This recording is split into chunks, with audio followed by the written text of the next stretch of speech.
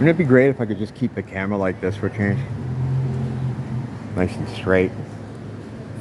There's got to be a solution to this problem, but I haven't figured it out in a year and a half or however long I've been doing this yet, so I'm probably not going to figure out the solution. Carrying one of those things isn't going to be the answer either.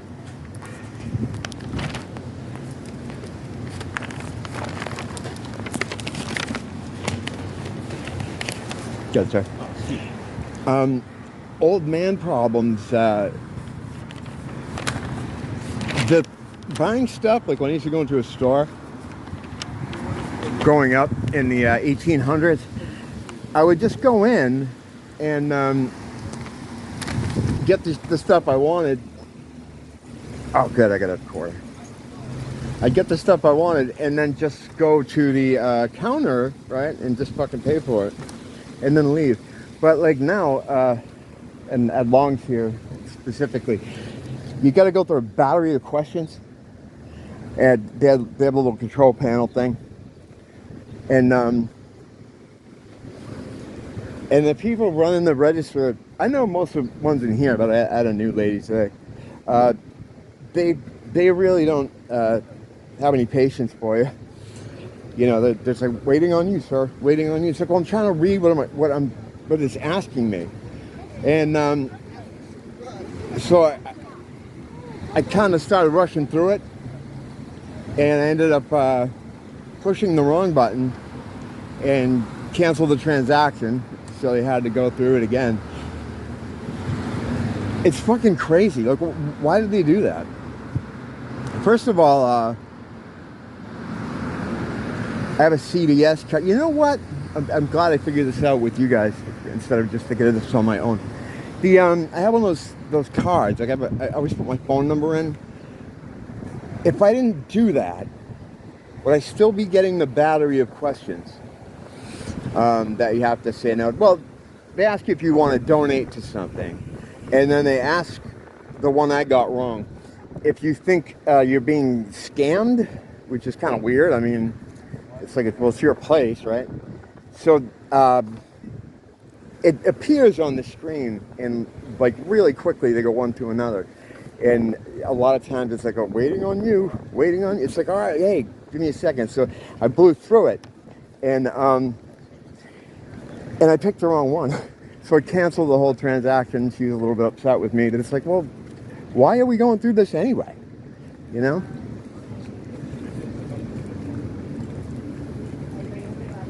It's fucking crazy. It's like, I just want this item. I just want some paper towels, you know? Crazy. But anyway, I watched the Rock and Roll Hall of Fame footage. That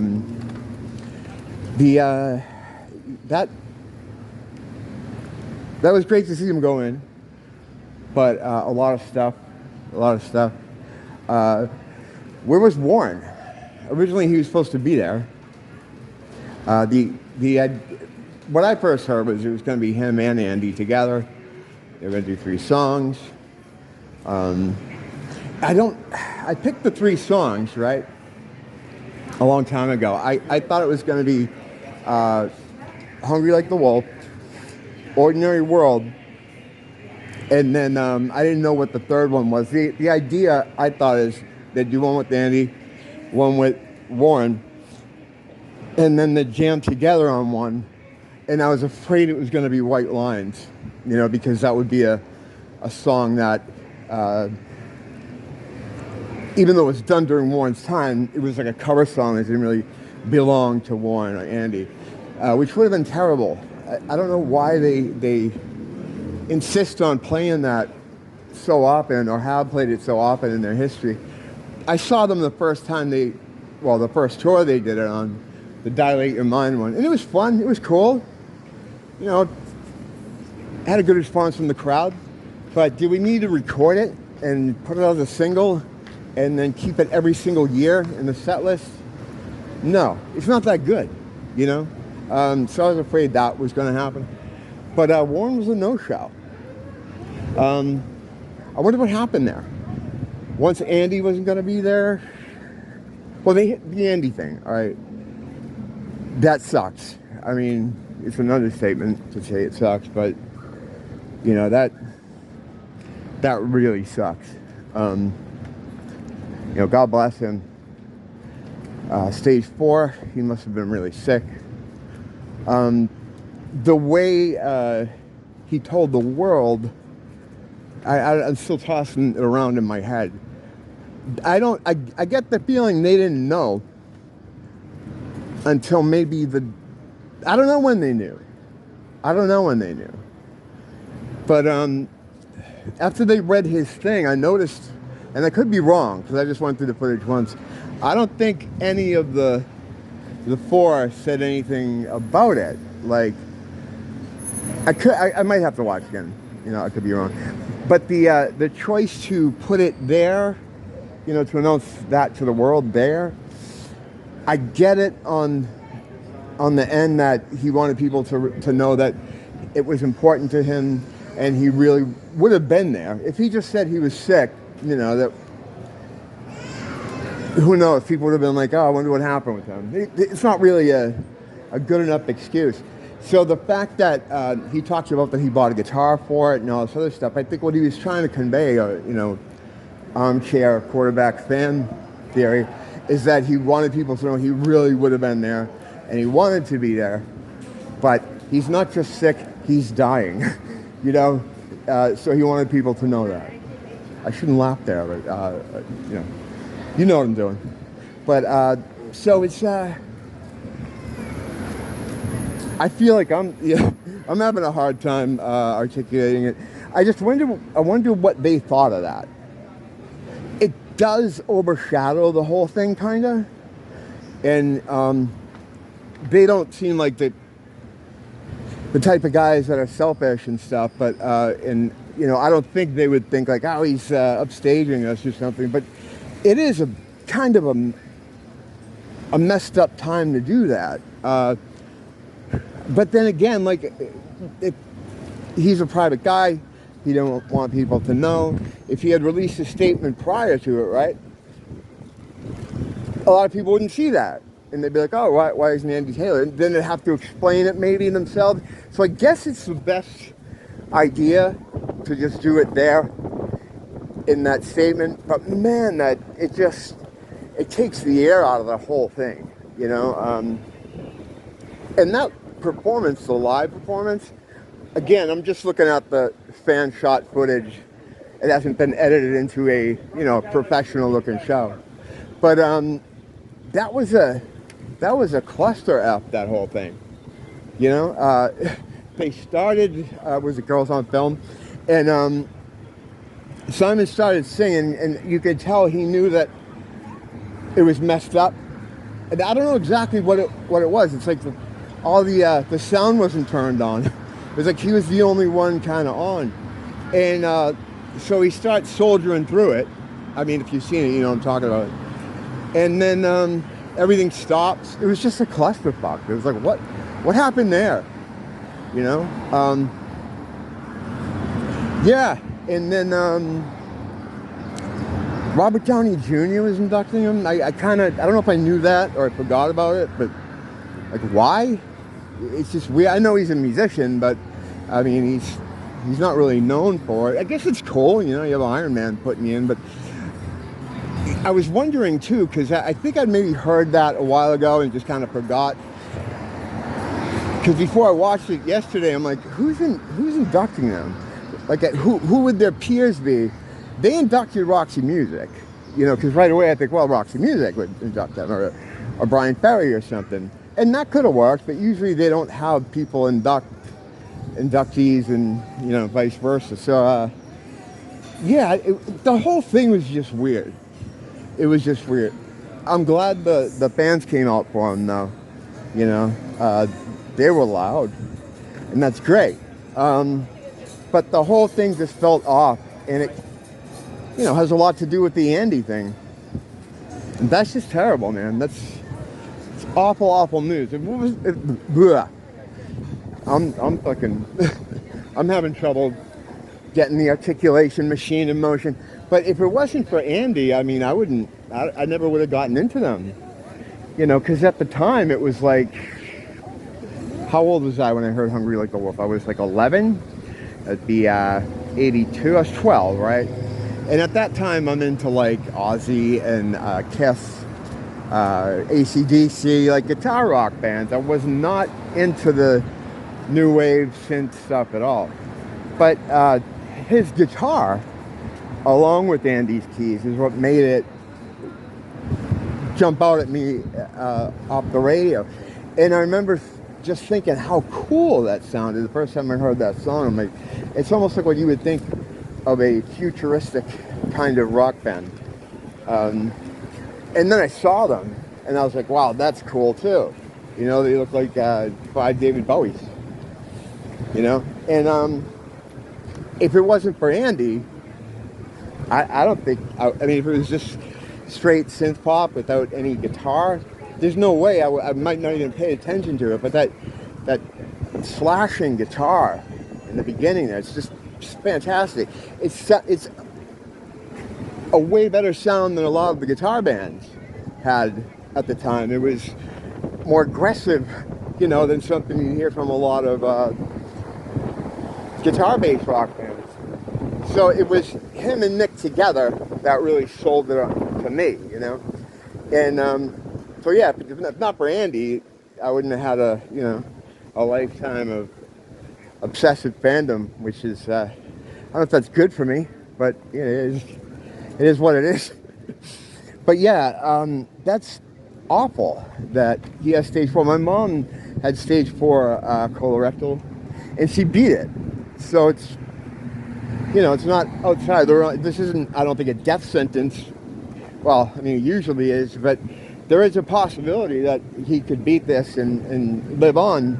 But right now, he's probably going through a rough patch, you know, obviously, you know, because it sounded like he really wanted to be there. He talked about the guitar he got, you know. It's just sad. It's too bad.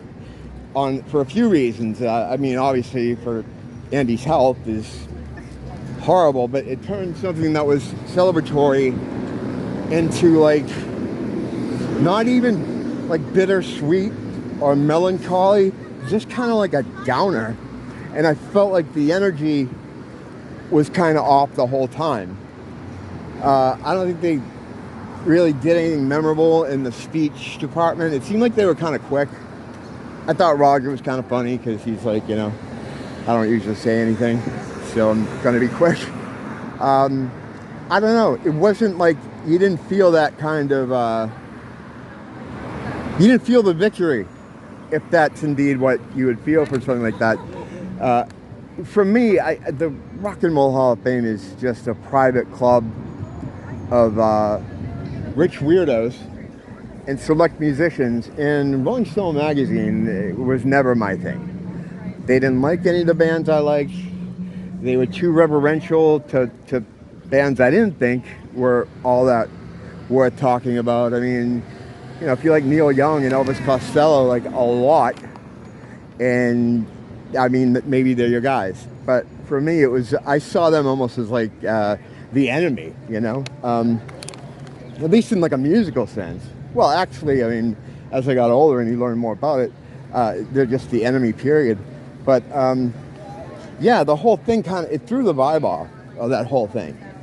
It's just sad. It's sad for them. It's sad for Andy. Yeah, it just really made that whole thing. It's like, who cares?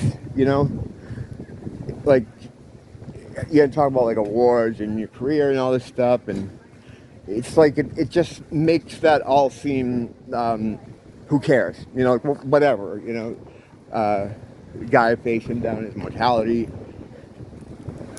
It's too bad that all turned out the way it did.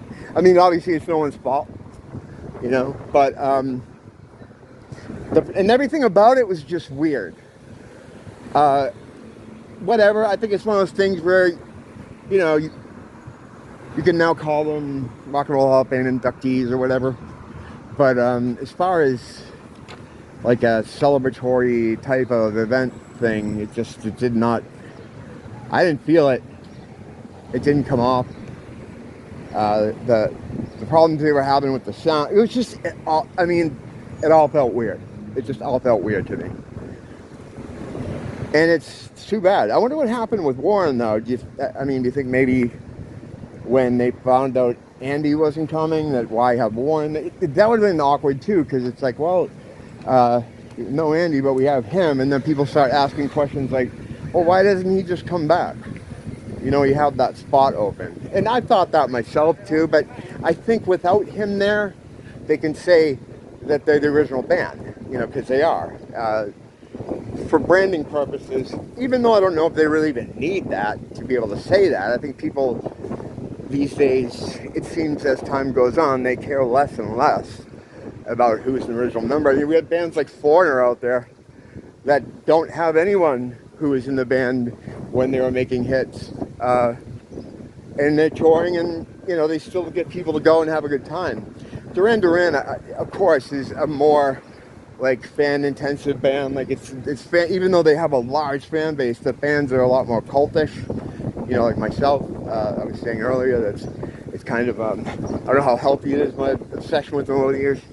But I don't know, man. It was just weird. It's like one of those things where you're just like, well, let's just move on from that. It happened, and good for them. It's just, it sucks. It's too bad. It's too bad.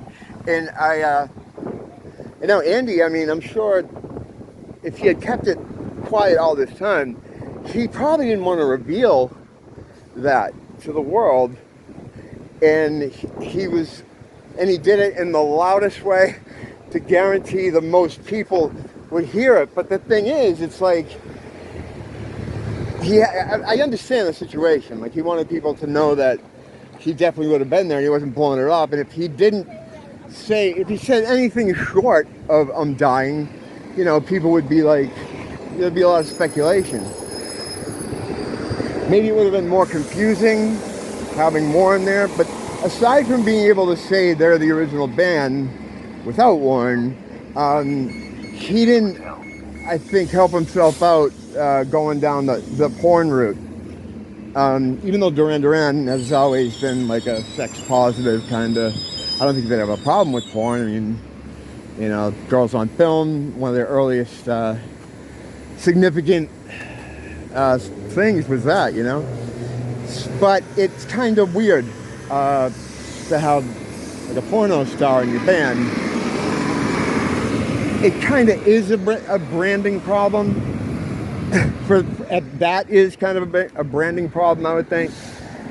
It's just kind of skeevy, I guess. I don't know. I'm not saying anything for people who are in that business, but and Warren was always kind of he was always a bit on that side too.